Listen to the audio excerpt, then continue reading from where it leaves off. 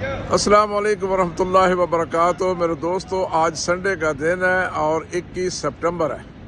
میں کل کے پروگرام کے لیے جناب قمر رضا صاحب جو او پی ایف کے چیئرمین ہیں ان کو مبارکباد پیش کرتا ہوں کہ انہوں نے بہت ہی اچھا پروگرام جناب وزیر اعظم پاکستان میں محمد شہباز شریف کے لیے کیا، لیکن اس پروگرام میں وزیر اعظم صاحب نے سوائے شعر سنانے کے اور کوئی ایسا کام نہیں کیا جو اوورسیز پاکستانیوں کے لیے وہ ایک اچھا میسج دے سکتے تھے۔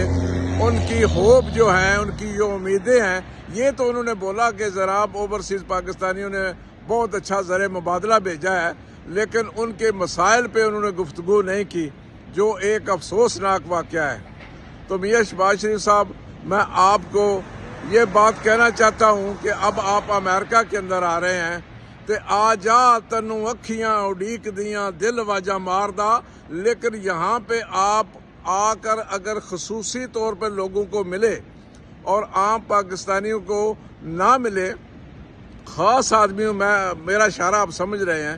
اور دوسری بات، اس پروگرام میں آپ نے اپنے ساتھ جو دو دم چھلے لیے ہوئے تھے، خواجہ آصف اور اسحاق ڈار صاحب، وہ کیا کر رہے ہیں؟ وہ کیا وہاں کے ہوٹلوں میں رہ کے پاکستان کا زر مبادلہ ضائع کیوں کر رہے ہیں؟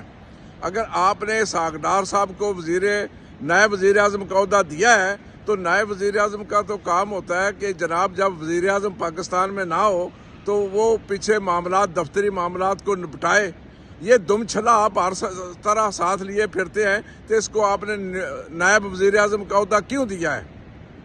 دوسرا، وزیر دفاع یہ کیا کر رہا ہے؟ کیوں ہوٹلوں میں ٹھہر کے پاکستان کا زر مبادلہ؟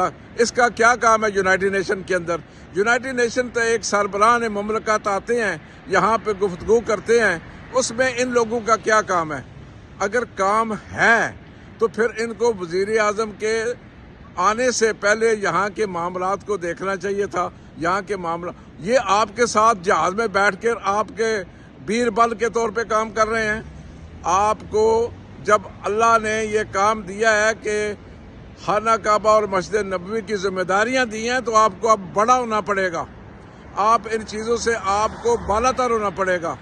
اور وزیر اعظم صاحب، آپ کو اللہ نے آپ جانتے ہیں کہ آپ کو یہ اعزاز کس کی وجہ سے ملا ہے؟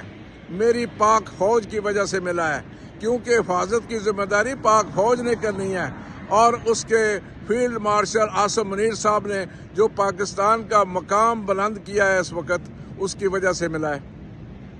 آپ کو یاد ہونا پڑے گا کہ آپ کو اس کی ذمہ داریاں اسی صورت میں کر سکتے ہیں کہ آپ اپنے ساتھ صحیح لوگ لائیں، یہ ڈاروں بٹو خواجوں سے جان چھڑائیں اور پاکستان کے اندر وہ قابل لوگ لے کے آئیں جو ان ذمہ داریوں کو نبھا سکتے ہیں۔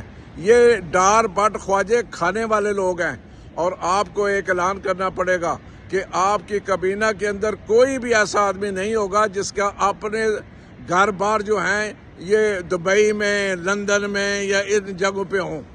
یہ آپ کو فوراً اعلان کرنا پڑے گا۔